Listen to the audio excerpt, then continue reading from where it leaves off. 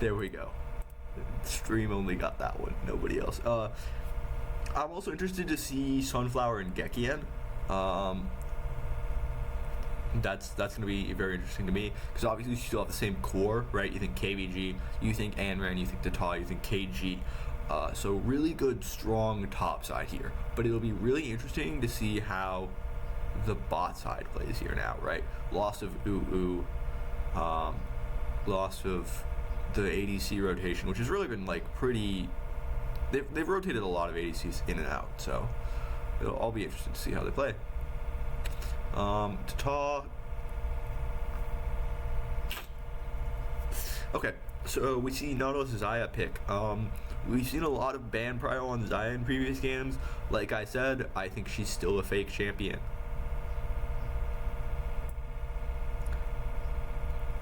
Oh wait, this Nova roster. They rebuilt. I didn't even fucking notice. So, none of the world champs, but this shit slaps, bro. Zhao Zhang top, Jingdao 7 jungle, SkyFL mid, Soil Yami. Okay. I can get behind this actually. I like this roster a lot. As many of you all know, SkyFL follows me on Twitter, so I have to root for him. But also, I'm a fucking Anran simp, so that's not good. I need to get some water here.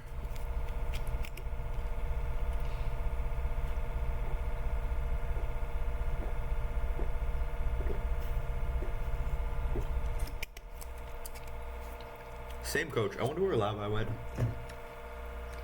Because EDG dropped their whole roster, so I don't know if they have Labai still. Right, like he's going to them with a different game or what. Let's skip ahead a little bit.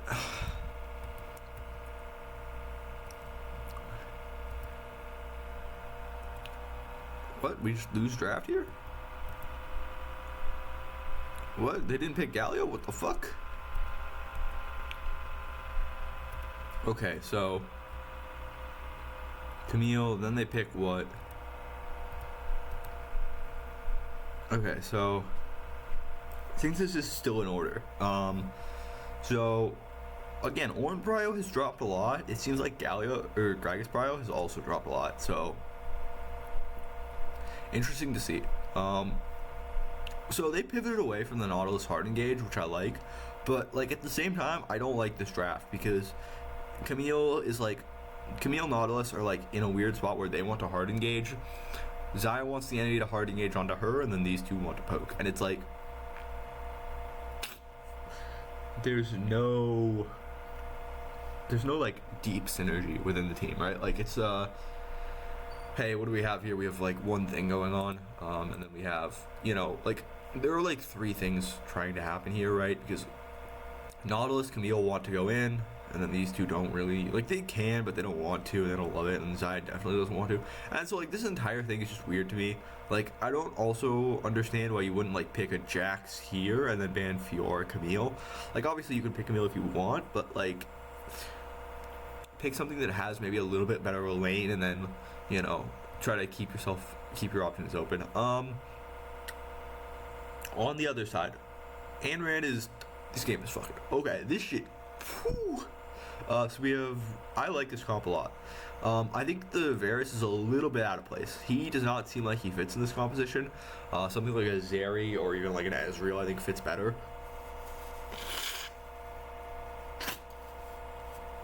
Oh fuck.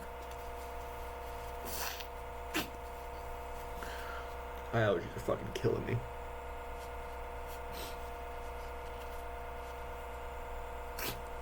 Yeah, so like something like Zeri or Ezreal that's a little bit more hard engaging, I think fits better. But like for the rest of it, I really like it. Because like I think that like even then you can sort of play. I think Ezreal would be my pick here. Because like this comp sort of has like I think two modes where like you can play a really peel heavy style with like Gwen, Gragas, and Varus, or you can just kind of say fuck it, we ball and like just run at people with these four and then kind of leave Varus out. And that's sort of where we're at here.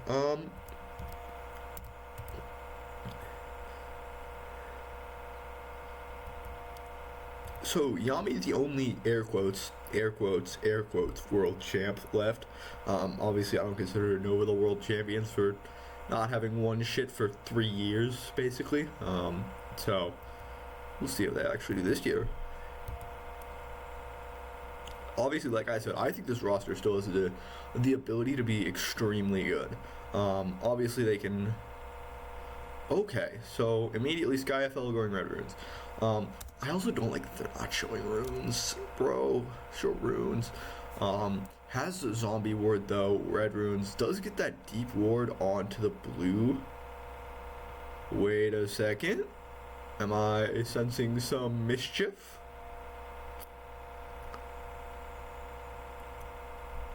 Okay. So how much does he miss here? Because he's going to get absolutely he's gonna get his ass fucking beaten by Anran. But here's the thing. If you like assume that Anran's going to beat your ass anyways, does it matter? Like if we're like, oh yeah, Anran's gonna beat your ass in mid anyways, well, who gives a fuck? Then I'll take an L, put my jungler ahead a little bit. Interesting. Jace level 1 evade is definitely an interesting thing. Like, I think that there's merit to that in terms of, like, if you operate under the assumption that you're getting your ass beat anyways, and you're like, I'm willing to go down a wave, and then just, like, get level 2 off the second one, like, he can't really make much happen if you just path super safely. So, you know, I guess it's fine. I don't love it, let's be clear. It's not the best. This isn't the best invention since sliced bread, but it's fine. Like, I think that the logic makes sense in terms of, like, where we're going with it, you know?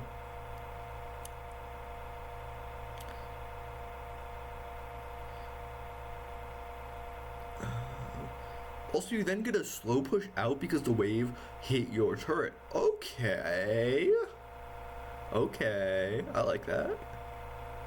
Like I said, I actually do like this a lot. This also, let's be clear, this is a set strat. There's no way that he's going for this just YOLO. Like, this is something that they very clearly practiced, I think.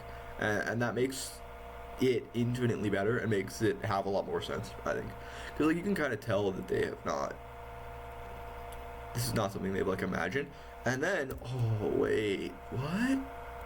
Okay, so then they see him doing the reverse blue clear, right? Because then he goes down to Wolves and then clears again. He doesn't have level 2 yet, so it's a bit risky. But he finishes Wolves clear. So they still have the ward there. So what Nautilus does is he's going to then invade on Krugs. Ooh, okay, I like this. I like this.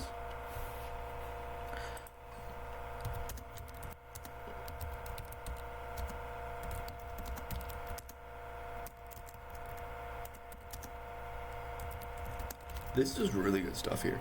Because basically what this is a super hard set strat, is what it looks like to me. Because there's no, like, this doesn't happen randomly, right? And so you also notice he immediately, right, he drops the ward, and then he goes to the cone, like, which means that he's like, okay, I'm not walking around, I'm going to the cone specifically. And then after that, right, if you force the Hecarim down, the Hecarim has to take a recall. Or he clears Wolves, right? After he clears Wolves, he really has two options. He can go this way, or you can go, you know, this way, up top, right? And so either way, you know, right, if you're in the Nautilus, well, he's either not cleared his blue, so he's either, like, recalled and gone back down to Krugs, or he's done his blue and he's, like, pathed up this way, based on the amount of time it's taken. So, like, you have basically full information of where he is off of this entire time, based off this one ward, and the fact that you knocked him backwards, right? Because, like, if he sees this ward, he clears. Like, he could, hypothetically, do this and then, like, loop around up topside again and then try to make something happen with where your Aatrox is at. But because you have this ward here, you know exactly where he's going. You know he's going this way, or he's coming up this way. Or if he's going, like, you know, or if he comes back, he's going down this way, right? And so then the Nautilus is like, okay, well, I know you're here, I just go in this side of the map and I start moving that way, and then you just don't even get to play the game. like I said, it's definitely a set strat. Like, there's no way it isn't, but at the same time, it is very good. It is a very good set strat with what they're doing.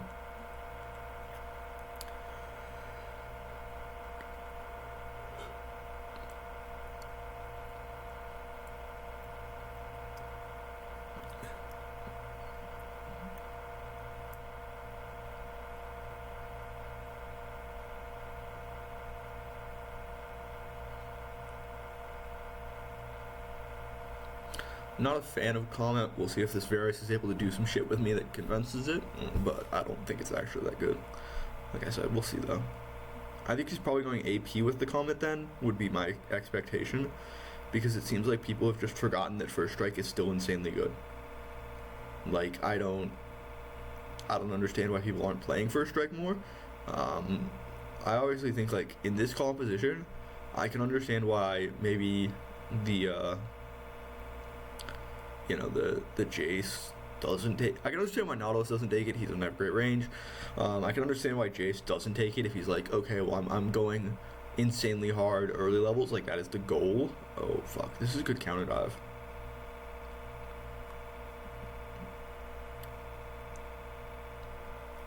Yeah, so this is just good on him for being here in this time. Because you can see here that, like, they've set this up. He's sitting on the ward, and then Hacker just immediately runs topside and is like, yeah, this is not happening.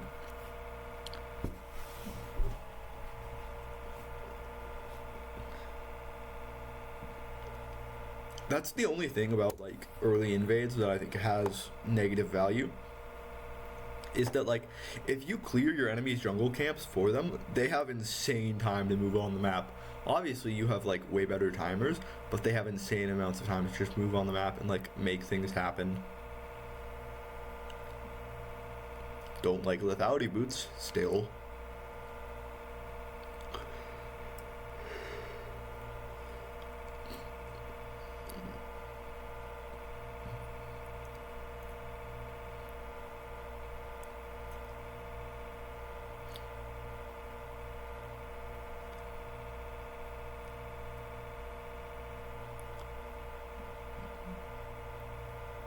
Why is he fighting this? That makes no sense to me. Oh, he's just trying to keep him out of there. Okay.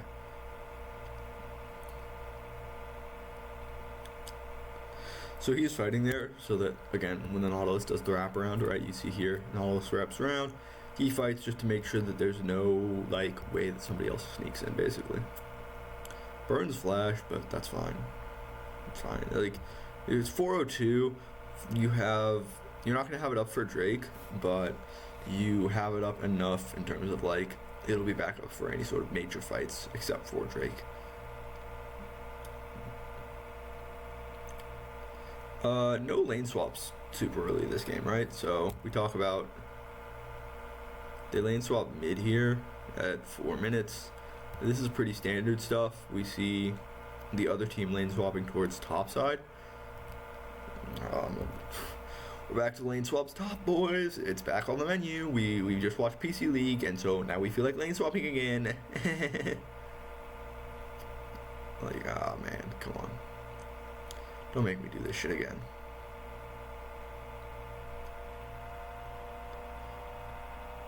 Maybe it has to do with Scorpion? I doubt it.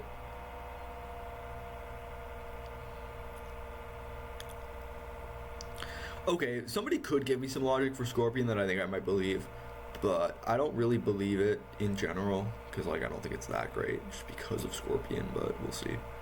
But then again, the ability to just, like, harass people, again, this is good, like, why Gwen is good here, because she's able to fend it off, I think, maybe more strongly, because, like, you use your W here. If you want to use your ult as well, you can use your ult, and then you'll have a lot of safety. Nautilus just soloing it? Oh, wait. This is actually very good. So, they lane swap top here, and then they get prio, so they can come down, they stop, and then Nautilus just solos this. This is really weak, though. I think the setup is pretty weak to, like, you know, you think, like, 2023 WRL? Like, early WRL 1? WRLA 1? Where, or no, it would be WRL WRL2 time frame where you talk about like, oh well, we send our mid laner to this side of the map and then we just have them 1v1 your jungler, and if they win they get Drake. Like basically you just go and you fucking inch yourself on the jungler, and like you talk about how basically what old teams would do is like they would be like, oh well, we're just gonna have our we'll have our jungler solo the objective, and then we will just like push somewhere else on the map, and then just like because our jungler did this, they now have prio here as well, and so it's like, oh, instead of like having to do 1 and then 2, you're doing both 1 and 2 at the same time, so there's only really one step, so things just happen quicker. And this is sort of what they're doing, right, where they're like, oh, we're going to switch top prio and have our jungler do this, but it's also very weak to like, if this Aatrox were to hard commit after like getting pushed, right, then it's really hard for this Nautilus to fight him off, 1v1. So like if you can force this Camille back under the turret at all, this Nautilus sort of has to like pull the Drake this way, and that opens him up to like a rotate down, right? So like if KBG didn't commit so hard to Herald, I think there's an option where like Nautilus gets fucked here, and so it's really risky to do this lane swap topside. And like let's say they do lane swap, and then okay, well then obviously the permutation is, well, if these two move down, he moves up, they're fighting a fight here, well, these three just do Herald. But what happens then is Anran is here, and he W's in, and then he just kind of sits here. And the moment the Herald gets down to like 1300 no I or 2k I open, then he just kind of goes in there and he's like, I'm going to 50-50 this, and if I win the game, which is like not a 50-50 you ever want to take. Or, like those 50-50s are really bad.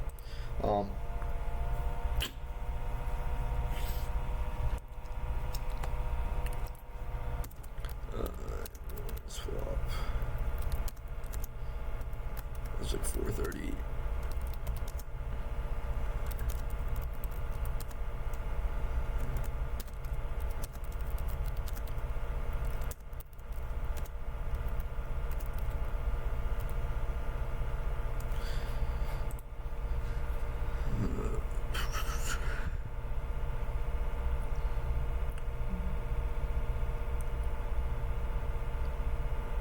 Okay, so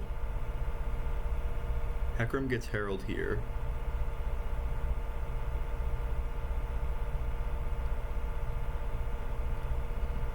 That's a big Ornn hit.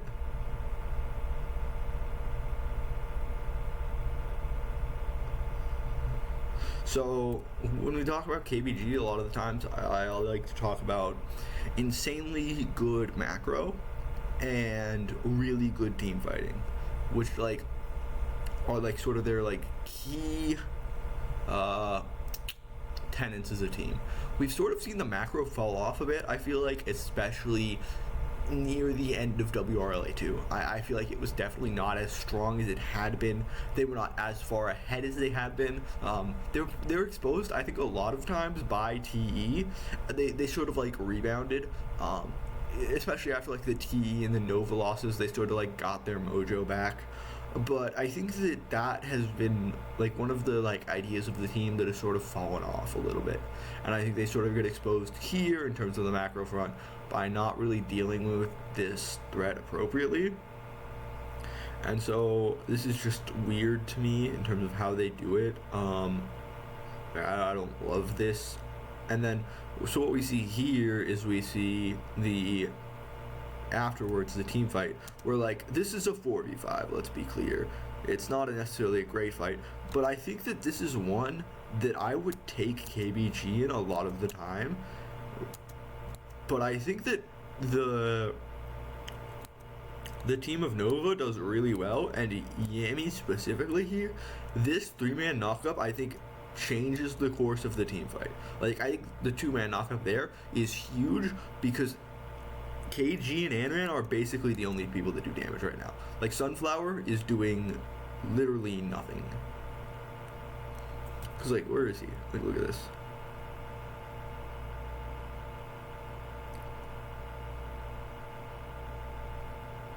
And like, if he doesn't get that knockup, I think Sunflower is allowed to get into the team fight. and then the game's kind of over, or the fight's kind of over more or less. And so I think this fight is also really good for Nova because it keeps them in the game versus the Herald, right? Because when we're talking about like Herald Drake trades, the biggest thing is that if you're ahead, you can kind of give up Herald and like accept that your enemies will get back to neutral for saying that, okay, well, I'm gonna have Drake now, so I'm gonna be ahead in the mid to the late game. And now you're getting, you know, a similar amount of plates as if you were on, you know, Herald. So you're 2k ahead, they're gonna get Herald, they're gonna have probably about the same amount of gold as you, but you have Drake, so you're feeling in a great position.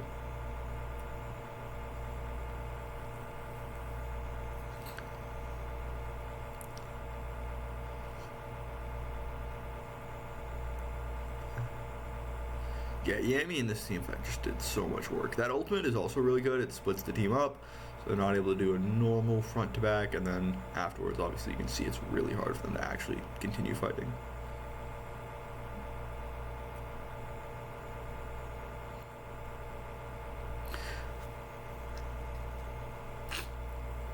It's very interesting to me that they're having Anran play weak side so hard. Like, they're moving him into the 1v2 lane. Like, I think you want KG there, and then put Anran in the 1v1 lane where he can sort of flex a little bit harder, you know? Because I think that that's where he puts a lot of the output that you're normally used to, like, out of him in a lot of these 1v1 lanes. Oh, this is bad.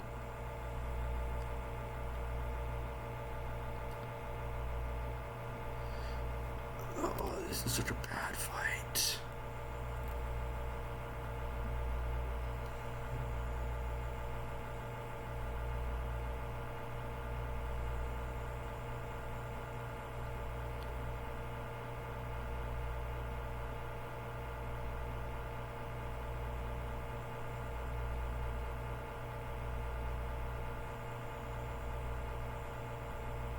Yeah, it's so bad for them.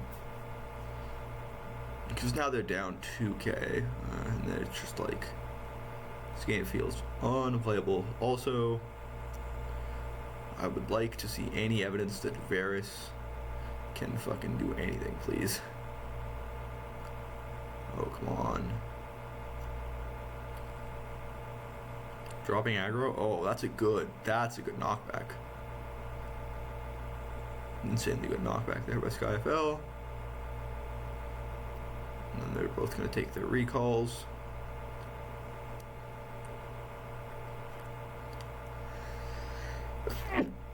Oh, fuck.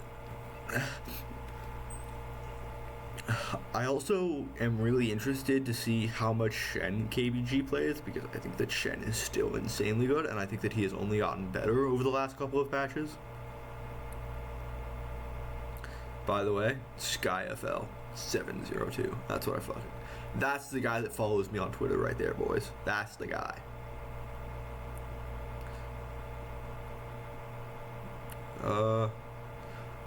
I also do like how he's playing. I think that he's been pretty good this game. Like I said, I think the reason that they're ahead is also a good amount to him, not just... So it's really interesting.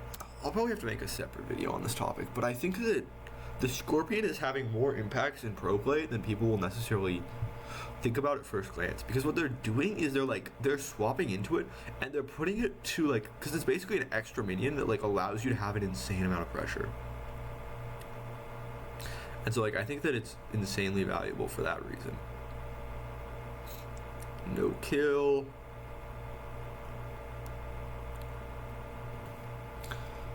Putting a lot of pressure on him though, because now it's like you have nobody bot side. If you take recalls here, where do you go?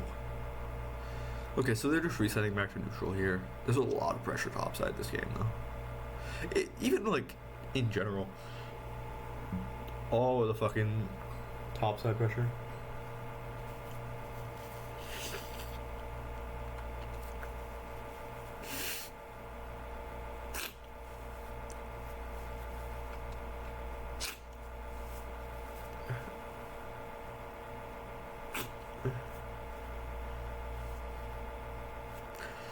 I mean, killing KG there doesn't really change much. You force him out of the fight anyways.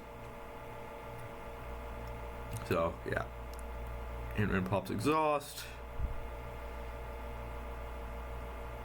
Still a good amount of damage. Doesn't stop the ult. Yami should be dead here.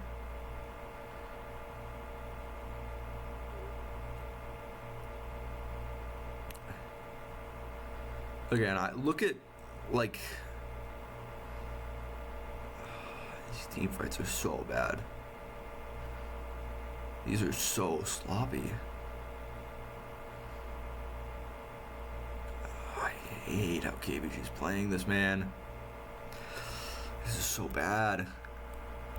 So, like, this is just such a sloppy team fight, I feel like. Because, you know, SkyFL tries to cheese a little bit. So, like, Anran creates a lot of pressure here. Yami gets out of the chains of corruption. And then, like, they're super split. And I don't like that for this team comp because, like, it makes it really hard to actually finish off kills. Like, Sunflower is fucking trying to hit people with the fucking best move of all time. Like, by the way, look at how little damage he's doing.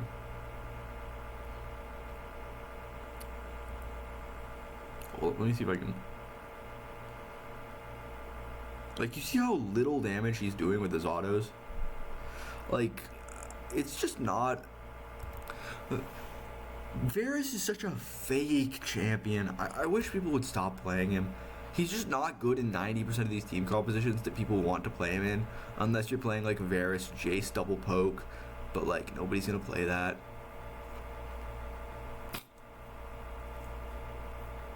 Like, play a Zeri here, play an Ezreal here, play a hyper carry that can, like, you know, do something. Because it feels like you're just kind of playing a champ that does nothing here. And so, yeah. Anyways, SkyFL has basically snowballed this game into oblivion. So, this game is over. 2.7k mid, when, like, he was down a good amount.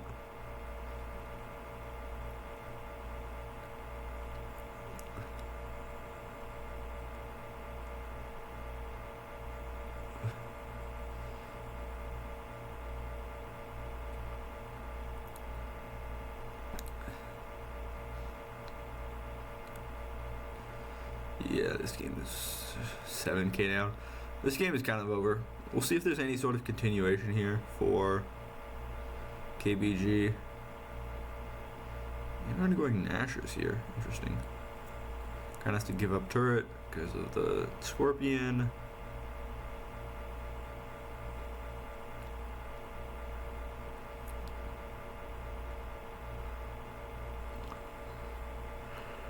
I hope they Triforce? What the fuck? Oh, I hate this build.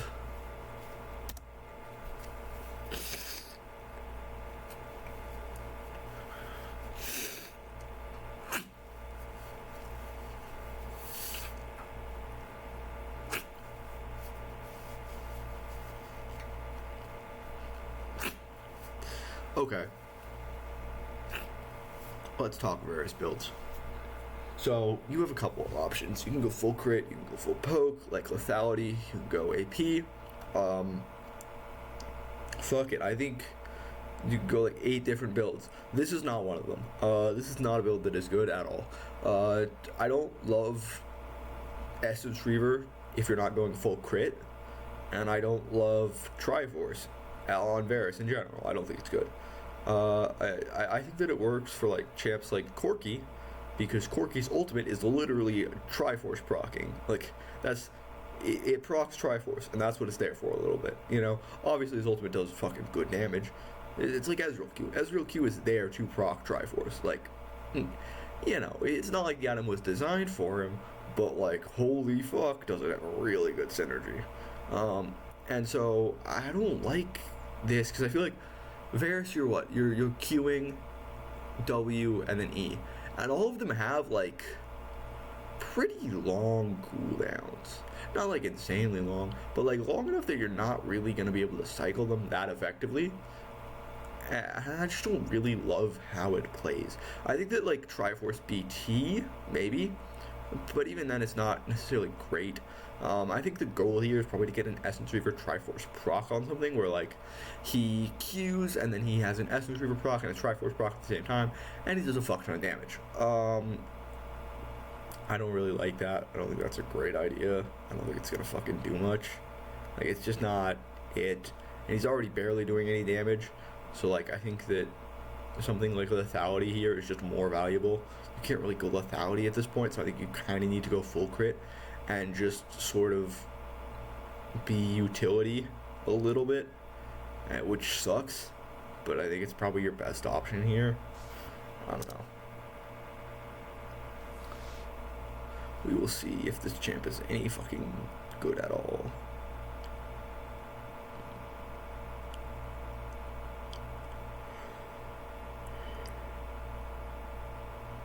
Also still wildly unconvinced by Xayah. Like, I have not seen anything from this champion. Like, Xayah and Lilia are they're on Fraud Watch as well.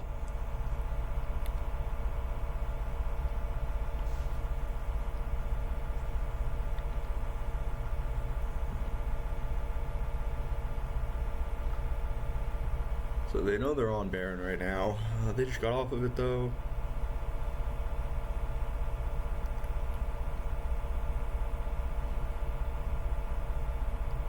What are we looking at here? I mean, just trying to clear vision. Scuttle's about to fade, so you drop the ward. And then at this point, you sort of hope that they don't clear the ward until Scuttle comes back, and then you can get Scuttle. That's basically where you're at here. Like, it's not... This game is not it for KBG. Like, you're kind of just... You're just kind of playing to play here, you know? You're taking a little bit of the French tactical experience, where you're just kind of like, we play this game out, and then we hope that something fucking miraculous happens, you know? We're not trying to make anything crazy happen. We're just trying to hope for miracles.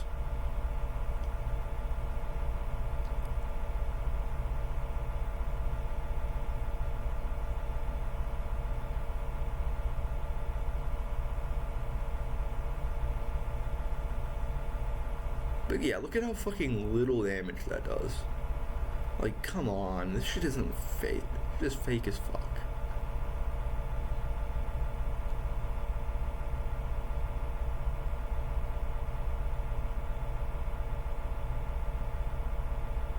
Oh, there's some damage.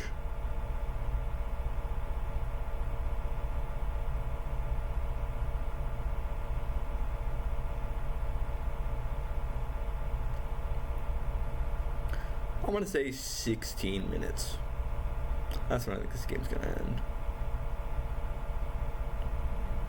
That's a nice flash.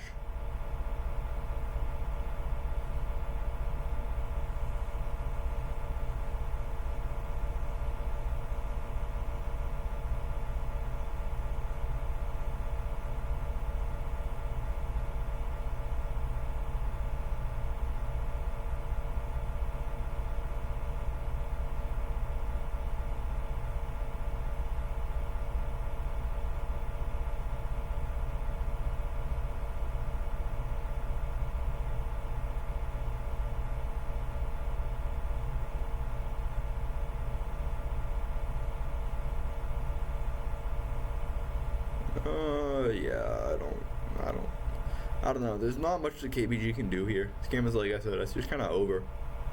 It's like you're just kind of hoping that you get a miracle eventually. Not like anything crazy. You're just like, well, maybe we get like 2 kills and then we snowball into a Drake, and then after that Drake we like, I don't know what get a Baron, I guess. Like, even then, that's not gonna close 12k. You got 1 turret this entire game. It's like, well, maybe we get one of the 2 outers and then we're like fine, but they're about to get soul, so.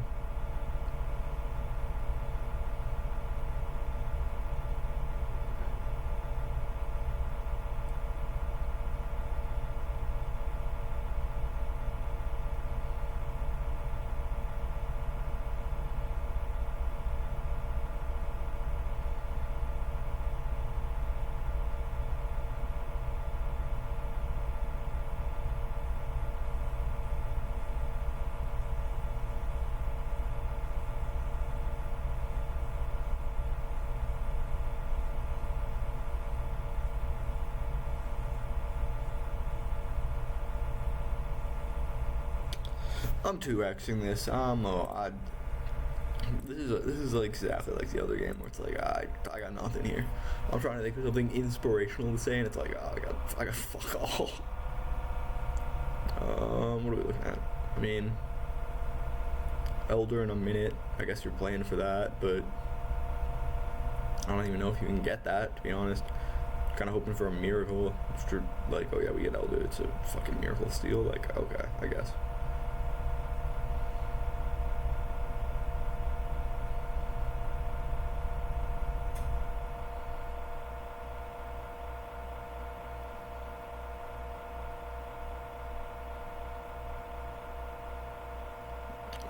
Well, they're gonna force a fight here, and that should be the game.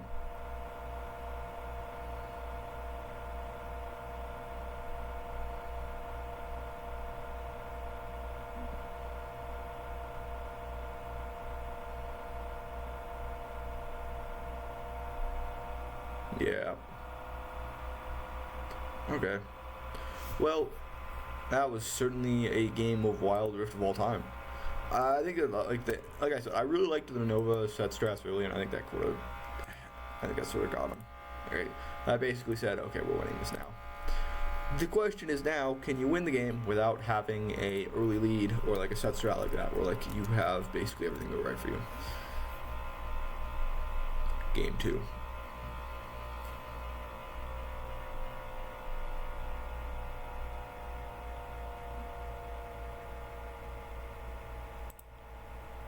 Okay, so what are we looking at here? We see Vladimir. Okay. Cast Aesol? What the fuck? Why are we banning Aesol? That champ is ass. Champ has never been played, by the way. The only time it was played was SkyFL. My goat. But yeah, they're holding Anran for last, which makes sense. You give the guy the last pick, and then you let him cook a little bit.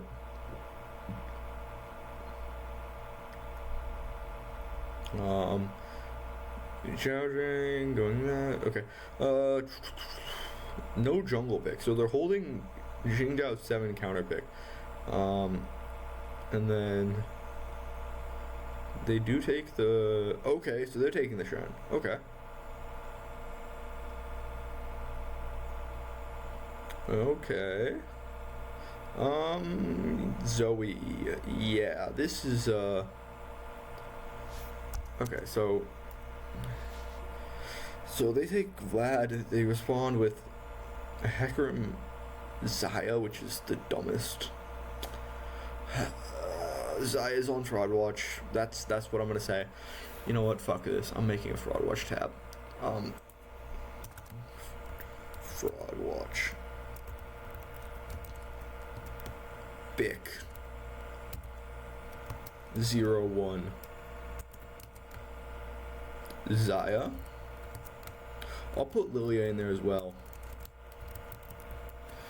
That's my Fraud Watch counter. I will think it.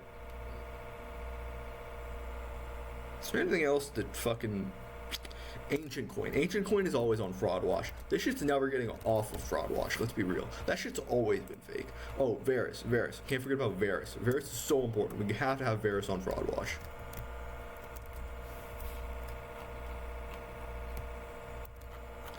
Okay, now let's see. What are we cooking up here?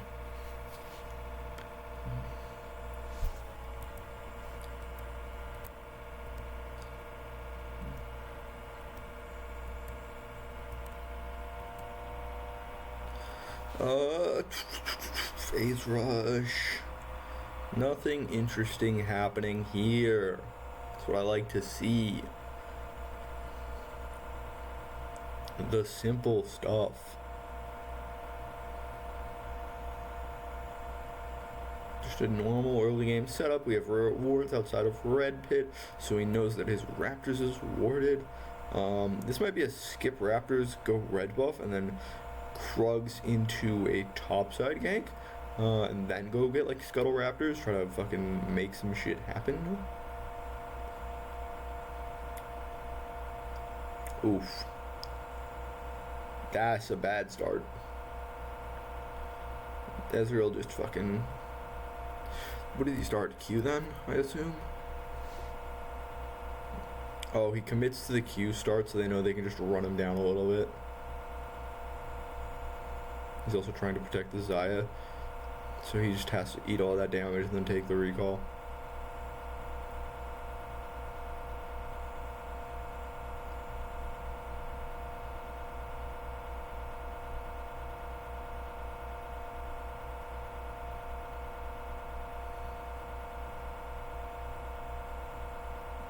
And Ran 9 hits 3. Skyfall shot off of this. Okay, this is not good. Those trades are really bad for KG. He needs to start getting some Conqueror stacks. Get that Vamp up. Okay, force out the E. You can at least strike a little bit more favorable trades. I know Yami's in the bush. They're trying to fake vision.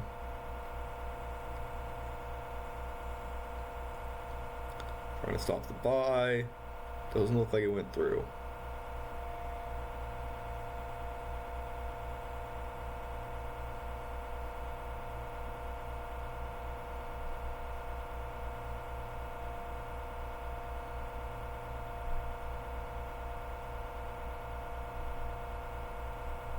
I swear, if they put fucking Dat on, I fucking hate Data, man. If they put Data on Jarvan, I swear to God, KBG would instant GOAT status for the jungler. Like, get his ass on some tanks, bro.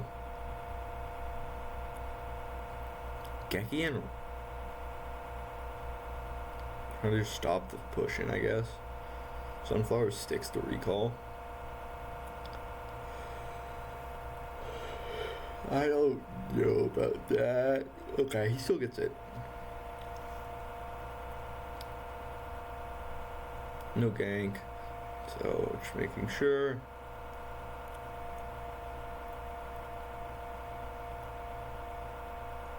I want to see how KBG plays versus Shen.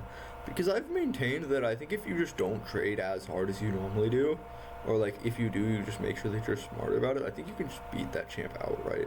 It'll be interesting for me to see if they do the similar things that I've like been saying, or if it's just like Shen is just like an uncounterable monster.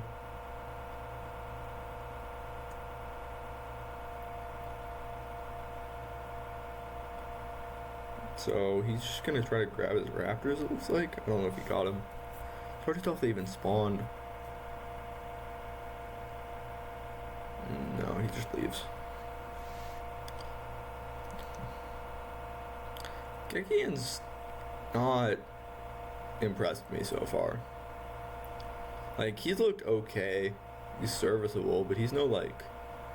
He's not like what Ooh was to the team, to me. Which is like somebody that like will hit the engage. Like, he's just a very... He's very average support so far. I don't know. Did he play last year? Am I tripping? I don't think so. Because I think he was a sub last year.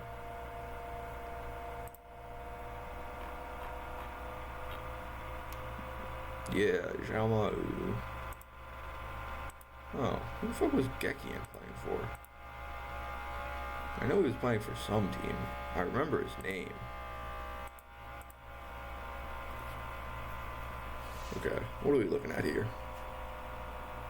So, we just got normal stuff so far. Nothing crazy. Everything seems very standard. We'll see what lane swaps come through here. So, Zai going topside.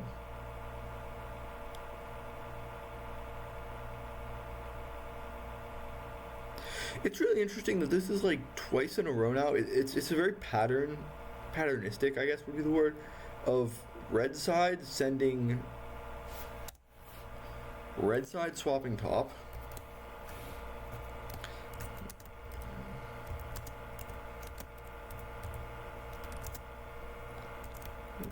Top lane.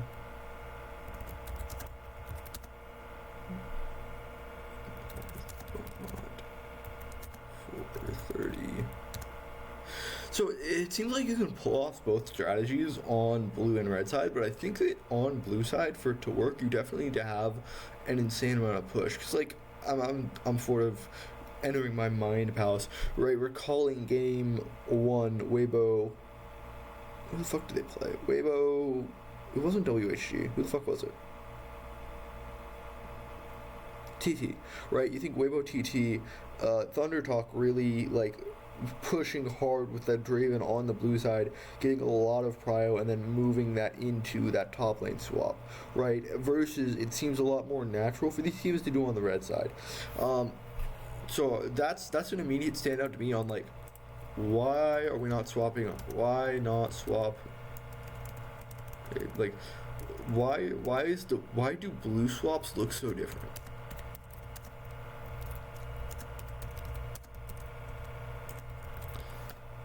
Right, and this could be, we've only watched 4 games, right? This is game number 4, so this could be sample size, right? Like that just not enough teams are doing it on blue side, but it's very interesting to me as like something that like immediately, hey, why aren't they swapping as much on blue side?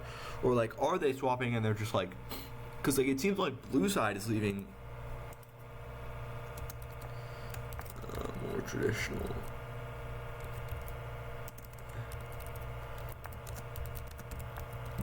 Mid lanings, right? Like that's exactly what I'm noticing immediately, right? Because like 2 games in a row now, we've had their mid laner swap towards the top side, right? You think Anran last game, you think Skyfell this game, and then versus like, why is their mid laner?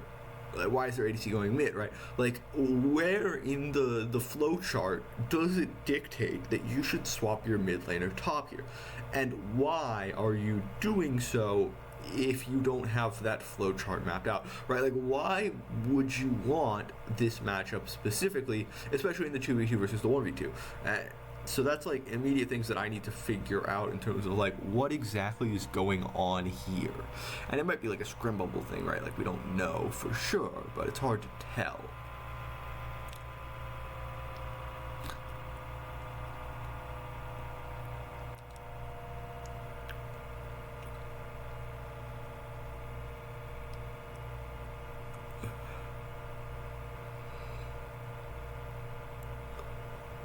Okay, so what are we looking at here? Excuse me while I get some water as well.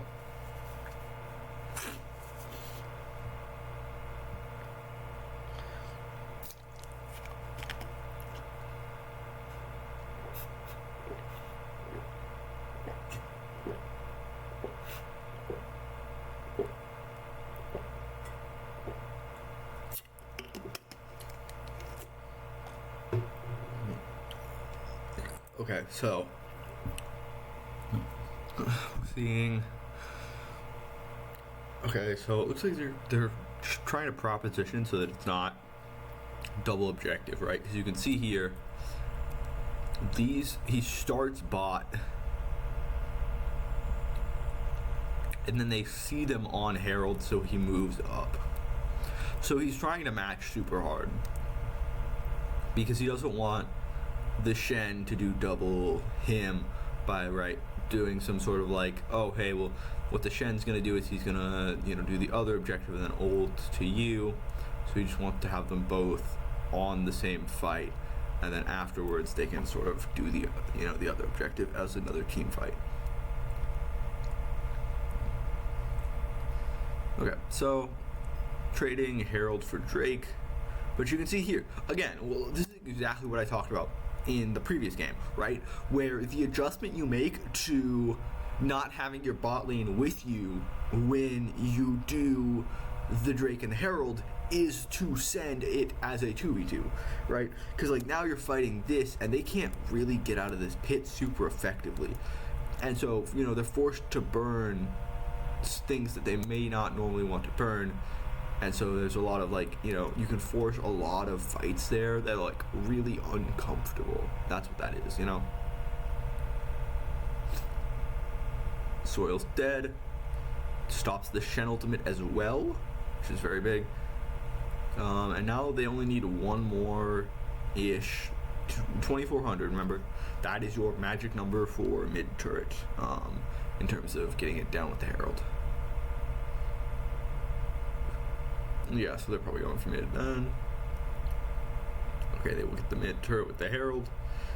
Split 50-50, Anran and Deta. Trying to stop the scuttle here is Zhao Zhang. KG's going to be on the rotate real quick. Zhao Zhang kind of wants to EQ out of there. Okay, he will. So the Shen moves, helps him Q out. That's a good... Okay, that's it. So big E there by the Xayah, right? So he goes into pool. 1, 2, 3, 4. Immediately as he comes out, he's rooted, and then boom. But again, let's consider the facts. Xayah has to flash ult to get a kill under tower. Like, that's not what you want to have happen with your AD. That's really fucking bad. And so that's why I'm not a fan of this champ, because you have to make whack ass shit happen. Okay, so we are looking at the good old 4K gold lead for KBG, because they've run down about 2.5 turrets, a little bit less than that probably, probably more than that to be honest, because I forgot about this bot turret. But they ran down a bunch of plates top, they ran down a bunch of plates in, so it's basically 2 turrets in terms of plates, and so it is now transitioned to like a 5K gold lead. And so this game is really hard to play out now, because this is basically the opposite scenario of where KBG were at last game, where they were down like 5K, and now this time they're up because they were able to run down a fuck ton of turrets. I can't with fucking plates, man. They're such a bad addition to the game, because like, the reason the plates, like, I think work in PC, and again, I'm not a fucking PC guy, so I barely played them. I don't think I've even played a single fucking ranked game in PC League, like, just to make it clear. Like, I've played some fucking casually, of course, but, you know, I've fucked around with it with, like, some friends, but I don't think I've ever played a ranked game. I think I uninstalled it a while back, to be honest. And so it's like, I don't know the specifics and the details of PC, but I think that in terms of how this is working, it's not working the way that it's supposed to with plates, because plates are basically just more important than any neutral. Because like, if somebody was like, oh, would you rather have a Drake or like 4 plates, I'd probably take the 4 plates, which is just a Herald. But like, even then, if it was like, oh, well, they already took Herald, fuck yeah, give me the 4 plates, bro. That shit's fucking broken. Oh wow, and ran the fucking sniper.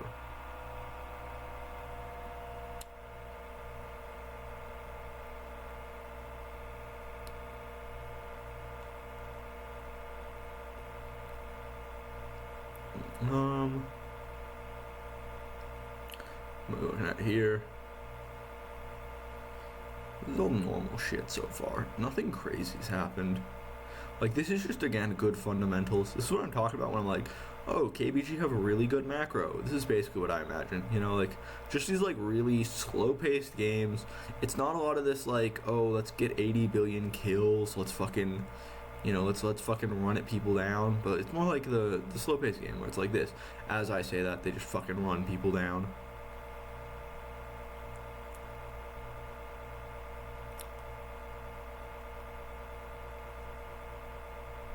Again, that is why I hate Xayah, because any other ADC lives there. Let's be clear. Like, this shit is why Xayah sucks ass. Because look at how much effort she's having. She's at full HP. She is fighting 2 people who are literally fucking chunked beyond belief under their turret. Like, they could not basically be lower. But at the same time, look at how much fucking effort she's having to put in to just, like, even get 1. Like, it's just such a god-awful champion. This is not helping the Xayah on fraud watch allegations.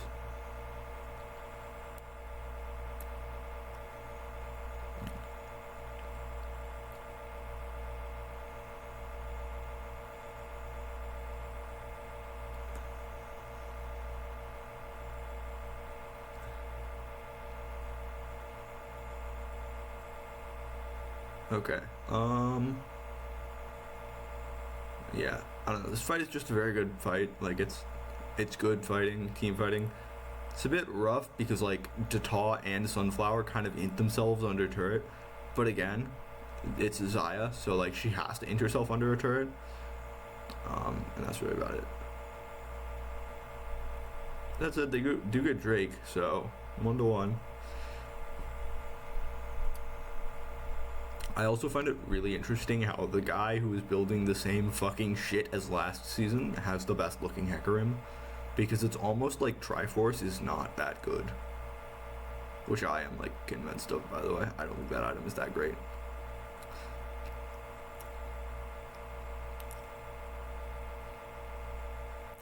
Like, if Zaya can't survive that, what the fuck is the point, man? Like, this ship is so bad. It's on Fraud Watch. Zaya is not. Zaya is never getting her ass off Fraud Watch. Is Soil dead here? Yes, he is. Okay, this game is over. 1.5x speed, here we come. We're gonna get through this shit in record time, thanks to 2 literal stomps of games. Like, neither of these games have been remotely close, which is why Game 3 is actually going to be interesting, because surely Game 3 will be extremely close, because that's how this shit works. I'm coping a little bit, but, you know. Also, like I said, I think this new Nova roster looks really good. This shit looks really good, man. It's so nice to see that, like, they finally have a... Because let me be clear here. They were fucking riding the high of a world championship for far too long. And, like, had there been actual internationals, they would have been exposed, like, 4 or 5 times by this point. Because they didn't have actual internationals, they were able to run with what was literally a fucking skeleton crew of Long and, like, sometimes Yami, sometimes, like, insert other player here, popping off. Like, Long Yami, he's a little bit of remake in there, but nobody on that team, like, that team was not a functioning team in terms of, like, if you look at, like, any other team, they're not going to work like that, because that team just didn't make sense. Like, it with how that team was put together in terms of, like, pieces, it's just not a good team.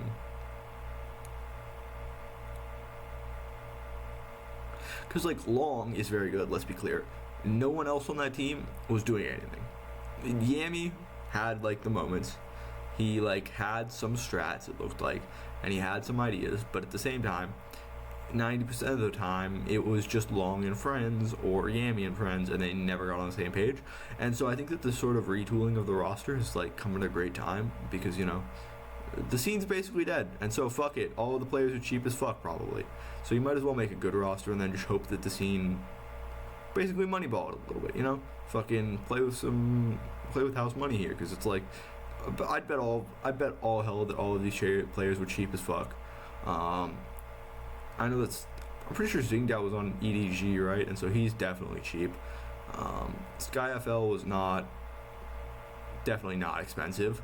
And so, you know, a lot of these players probably came cheap as fuck. You get probably a pretty good deal, and, like, you make what looks like a very good functioning roster, to be honest. Like, this shit does not look bad. I'm kind of liking it. Where the fuck is this? Go back to normal speed. I don't know, like I said, I don't really have much to say on that game 3. Or that game 2, because it was just a very standard, very simple game to me. Like, it wasn't crazy. Like, both of these games have been very much like, it's kind of lost or won in the early game. And so, that's, God, fuck.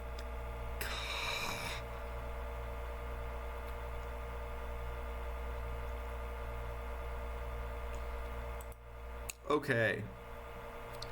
I'm gonna want to shoot myself.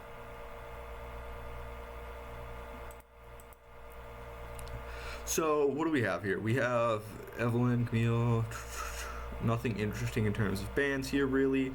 Garen is sort of interesting, but, like, Prio for champs seems mostly the same.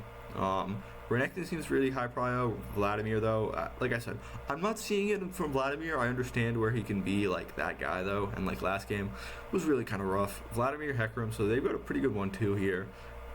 Vi here doesn't really make a ton of sense. I feel like locking down either of these champions doesn't do a whole lot.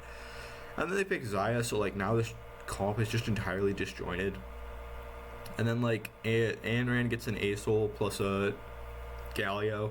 So like we'll see if this champion does anything, but I have not been convinced of anything. And like I am literally what I'm going to be doing this game is I am going to fucking put Asol in spots, right? We're gonna watch Asol do certain things, and then I'm literally just gonna be like, well, could Kassadin have done this better? And that's the literal only question that matters in this game. Is like, is Kassadin going to be able to do the same things as Jace but slightly better, and like, or as Asol but slightly better? Anyways, 1-1, and this is game 3. I believe KBG wins this. I'm not sure though. Okay, so first strike, phase rush, mid, interesting.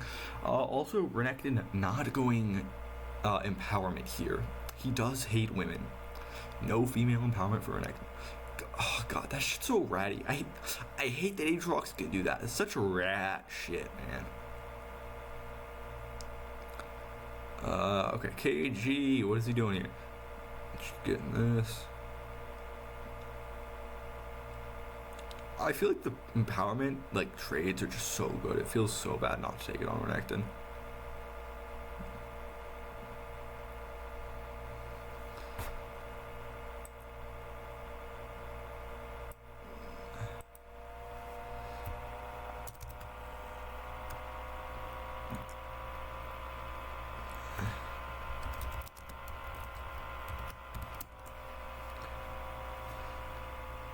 What are we looking at here?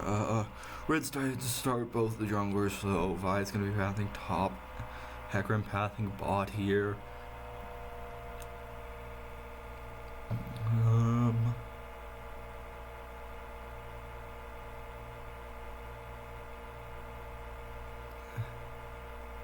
Right, like,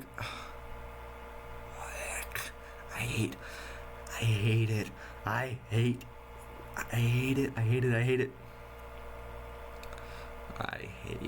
watching Asol. We'll see if this champ's any good, but like I said, I have no hope for this champion.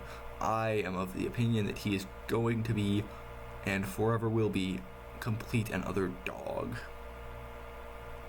Vi hit 5, she's in top side. It's a little bit weird of an announcement. Anran forced to just get out of here. Zhao Zheng dies. Renekton trades. Wave's kind of fucked though. That's not good.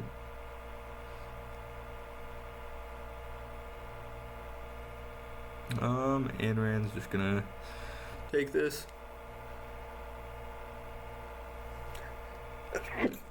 Oh fuck. Okay. Did they not trade? I thought it was 1-1. What the fuck? Fucking typing in the wrong chat. Scroll. Where the fuck am I going? Okay. Because I thought they traded back on their Renekton. Am I tripping? Yeah. Oh, it was an execution. Oh. Okay. Yeah, that's really good for them then. That's a really good start. I thought he traded back. Instead it's an execute. So yeah, really good start. Because Renekton gets full assist. They are putting a lot of prio onto this fucking shit. It's crazy.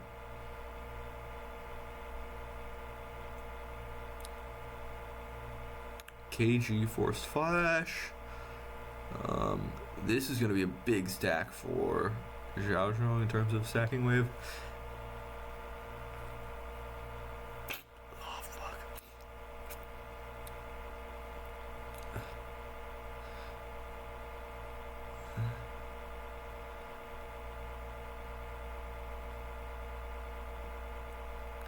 Skyfell probably went blue runes then, because he does have Hex Flash. I don't think that's just...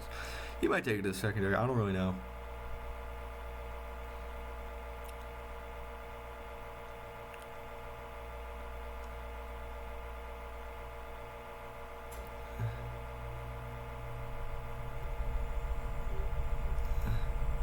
Ooh, Keishi can freeze here, I think.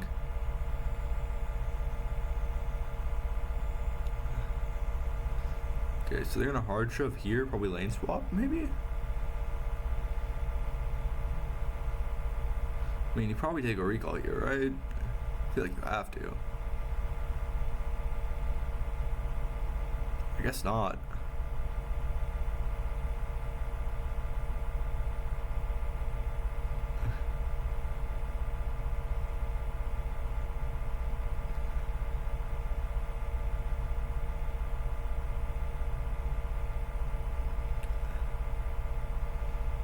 Okay, so now they're taking their recall.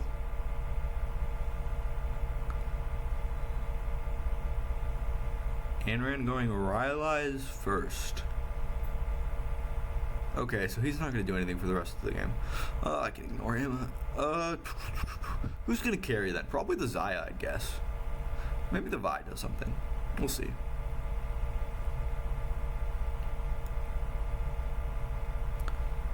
So this time blue goes for the lane swap.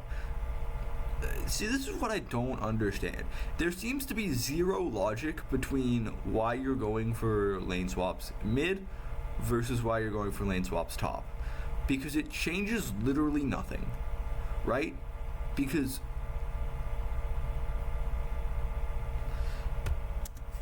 I don't get it.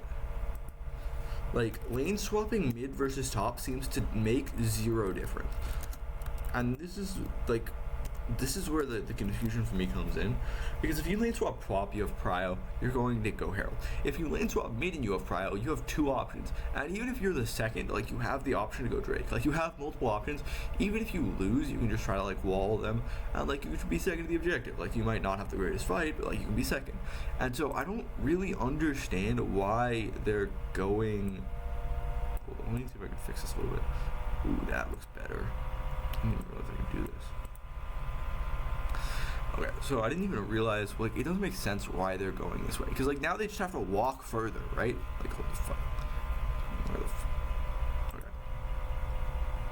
Because, like, in this scenario, right, where you go like this, and you're like, okay, we're gonna lane swap top. Well, they just fucking run away from you, and now they're running bot. Well, now they're gonna be here first, right? Like, look at how much faster they are. They got like an extra couple of seconds. And so it's just kind of rough.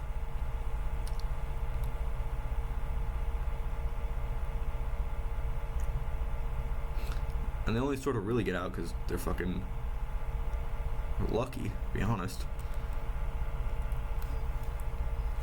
Because, like, Vi just gets the smite. Because Xingjiao gets forced out. And that's really about it. Like, that's all that happens. It's not like there's, like, a fucking miracle here. It's just like, I think you're lucky to get the smite, and then you're going to lose the other neutral anyways, for sure. Because 17 seconds, there's no way there's enough time.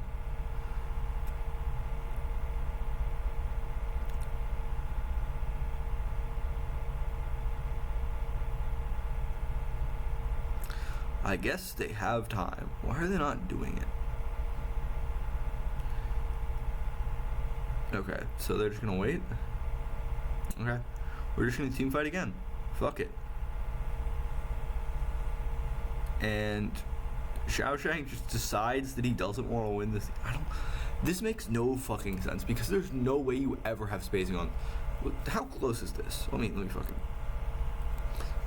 Let's see how close this Q is to actually hitting. Because, like, I don't think there's any way you have spacing here. Well, even then, he was never hitting that first one. And, like, maybe he hits the second one if he's able to move, but I don't think it changes much. It's so hard to walk into Xayah. But Xayah also can't walk into you, which is why, like, as long as you just have your Q up, she can't actually step forward. And so you just don't do anything, right? Like, you just sit there and you clear the wave with her. And then you hug it out because she's a pacifist. Ugh, this is rough. Skyfall's gonna be late. They can't do it. Oh my god. It feels like Nova just. I can't. Off the top of my head, I don't know. It feels like there's so much wrong with this. Because, like, you can immediately start it. You could start it afterwards and, like, a delayed timer and then just, like, bait a fight. But, like, the one thing that you don't want them to do is double objective you here. Because it's so rough. Because what we've literally seen this entire series is that first person to get ahead wins. And so you play to the win condition, which is first person to get ahead wins. You just kind of have to commit, I feel like. Like, commit onto it and then basically just say, if we get it, we get it, you know? Like, don't put yourself in a losing scenario. Did they get turret here? No. I guess it's fine. It's still really rough, man. Because now the Vi has a fuck ton of gold. And again, like, we're kind of back into neutral, but everybody has like a 500 gold lead, and it's like, okay, well, here we go. Aaron has purple ult. We'll see how he does with it.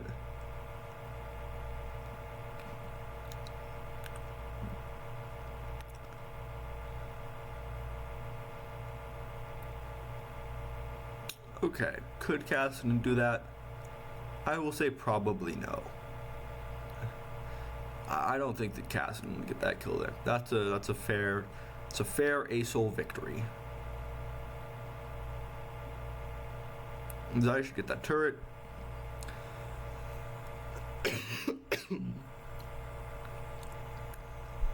I don't know. Let's see what we got here.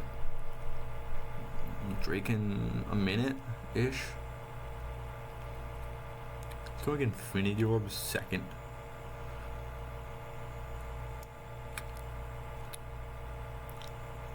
It's interesting that the Chinese teams seem to treat Infinity Orb like a full damage item now. Whereas, like, you didn't really see it at all last couple of patches.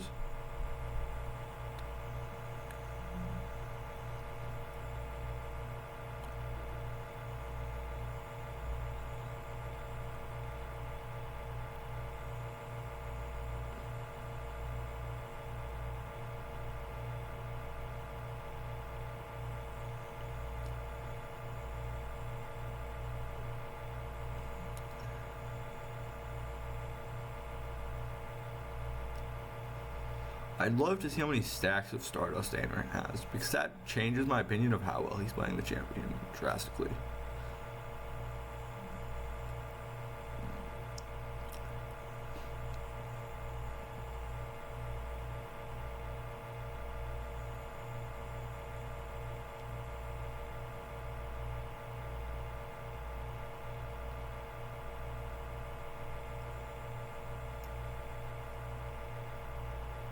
Okay, so we got 7 seconds to Drake. They have top prio right now. Looks like it might be bouncing. I can't really tell. And then they're gonna have mid prio. Anran no ult purple, but normal ult.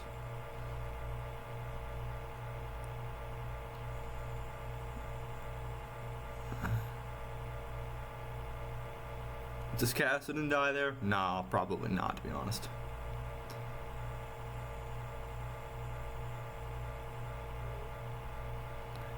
That said, Data getting away with fucking criminal activity.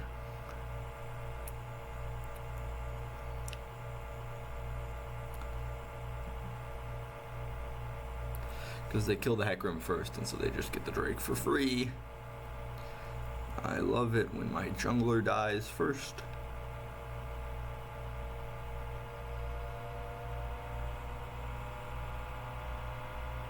So, Zeri ult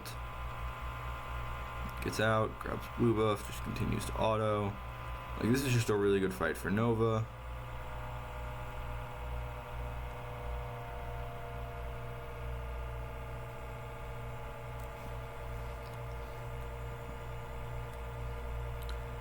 Yeah, so this is just straight up winning for I think actually it's not even hard winning for any team still. I think it's still really good for Nova, because like Oh, well, it's not even that great. Because, like, if they get Drake there, I think it's really good for them. At this point, I think KBG is definitely in a winning position. However much I hate to admit that fucking Ace-Hole is winning, but also, this Ace-Hole could be basically anything and be doing the exact same thing. Like, this Ace-Hole could be Lilia and do the exact same thing, to be honest.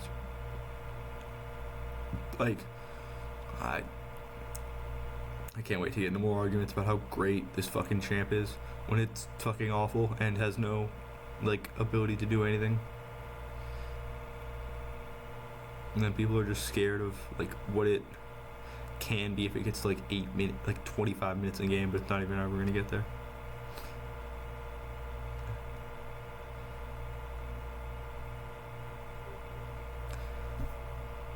Because, like, look at how much fucking free space he has here.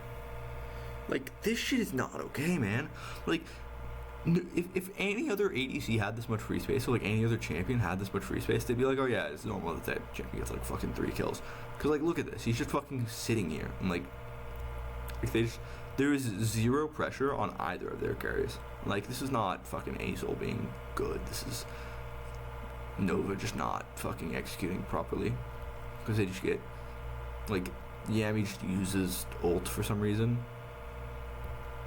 And then Xayah uses ult, and then they just have counter ults, and it's like, well, you just fucked yourself. Like, I understand where he thought the angle was, but I think that angle is also insanely fake. So...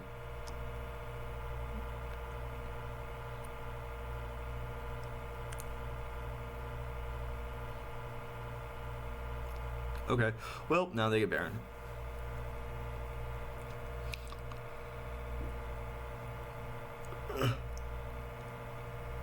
Yeah, like, I love having to flash when an Aatrox just fucking runs at you slightly. Like, oh my god, man.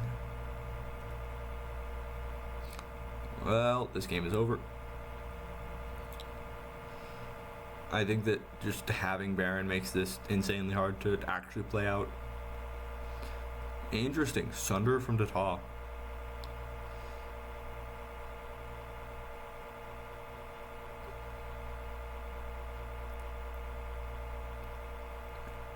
He's either building into probably like Fawn or Dawn Shroud. I think it's probably Dawn Shroud.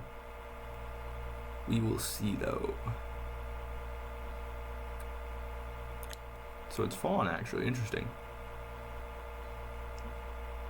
I wonder what he's going for 80 or like damage, or maybe he just even doesn't build any armor because he has played it. So they're going 2 lanes here, 1-4 split.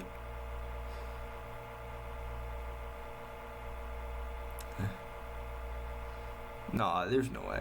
Okay, I'm looking at this and I'm like, there's no way this champ is good. Cause like, it's just,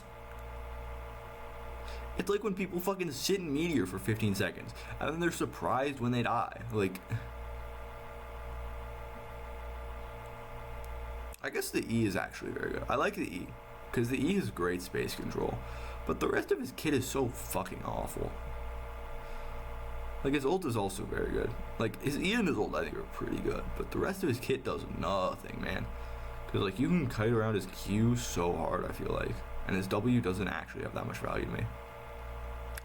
Thornmail. Okay, that makes sense. 1-5.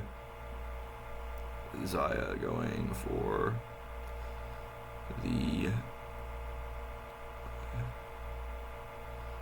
Xayah going for the Immortal. Yeah. Probably IE 4th. Yeah, see, this is what I mean, where, like, this feels like old Nova, where they just kind of decide they don't want to win, and they're like, well, fuck it, we might as well send it anyways, and then, like, everybody goes in one at a time. Like, this feels like Till Factor to me. Like, there's no reason to be doing, like, playing this the way they are, and they're just, like, they're fucking running it down.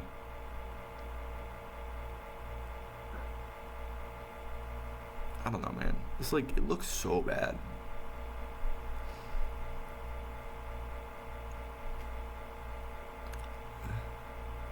And again, I don't think Ace-Hole was anything there. I think Ace-Hole was fake as fuck. Give me like 30 seconds. I'm gonna go use the restroom. Where the fuck is my mute? Oh, that's not what I want. I want clicker. You see, it's just